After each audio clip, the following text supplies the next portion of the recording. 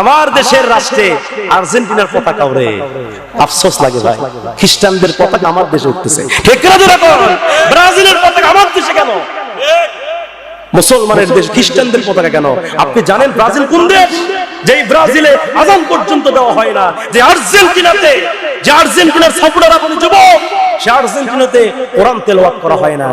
যারা খ্রিস্টান তাদের শরীরের ভিতরে বিভিন্ন খ্রিস্টানদের টাচ বাঁকানো আছে, আছে না নাই? বলতেছি। সুতরাং আমার ভাইয়েরা, যুবকদেরকে বলতেছি, রাত্রি 12টার দিকে যাও।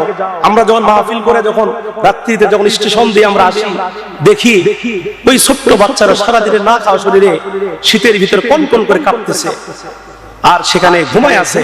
আমি বলি, যুবক, ওই পতাকার টাকা, ওই পতাকা না কিনে ওই পতাকার টাকা দিয়ে একটা কম্বল কিনে ওই ছোট্ট বাচ্চার শরীরের মধ্যে লাগায় দাও, আল্লাহর আরশ তোমার উপর খুশি হয়ে যাবে।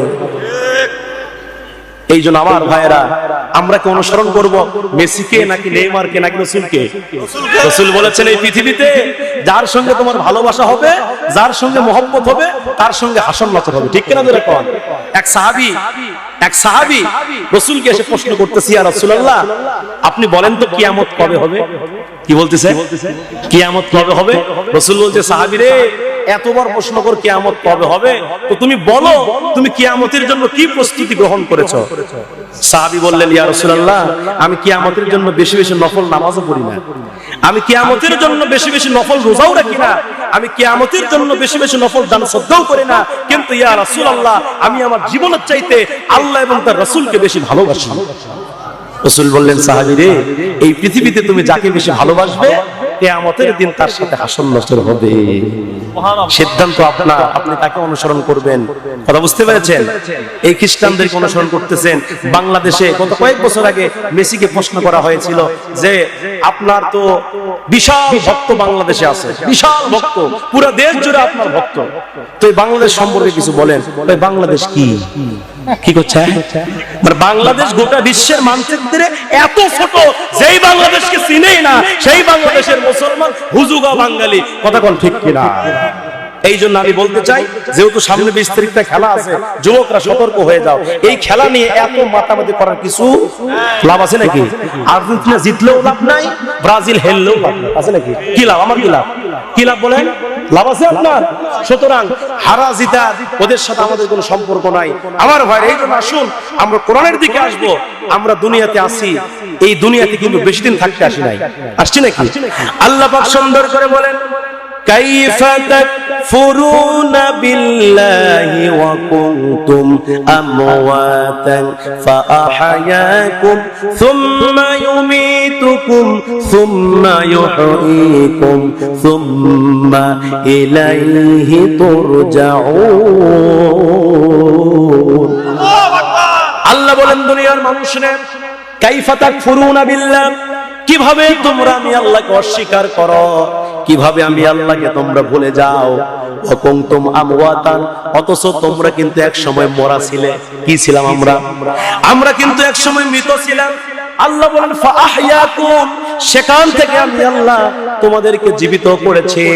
সুম্মা ইউমীতুকুম, আবার তোমরা মরে যাবে। ওয়া ইলাইহি তুরজাউন, আর তোমাদেরকে আমি আল্লাহর দিকে ধাপিত হতে হবে। আমার ভাইয়েরা, আজকে আমরা নামাজ কাজা করি, আজকে আমরা নামাজের জন্য যাই না। মসজিদে আযান দেয়, আযান শুনে কিন্তু আমরা মসজিদে যাই না। আমার ভাইয়েরা, আমরা ওয়াজ শুনতে রাজি আছি কিন্তু নামাজ পড়তে রাজি নাই। এখানে দেখো, খুব ওয়াজ শুনতেছি, ওই ফজরের খবর কি? ওই হুজুর যায়নি, হুজুর আছে না? না আছে না? নাই। আপনাকে আজকে মাহফিল থেকে শিক্ষা নিতে হবে, আপনাকে নামাজি হতে হবে। আপনি মুসলমান, আপনার প্রথম দায়িত্ব কি? একজন বিধর্মী যদি আসরের নামাজের আগে মুসলমান হয়, তার প্রথম দায়িত্ব কি? নামাজ। রাসূল মৃত্যুবরণ করবেন, রাসূল অসুস্থ হয়ে গেলেন, আল্লাহ রাসূল অসুস্থ, একবার হুশ একবার বেহুশ, সেই নবী মসজিদে নববীতে আসতে পারতেছেন না। আল্লাহ নবীর সাহাবীরা মসজিদে নববীতে তার বিশ্বনবীর দিকে তাকায় আছে, কখন আমার রাসূল মসজিদে এসে নামাজ আদায় করবে।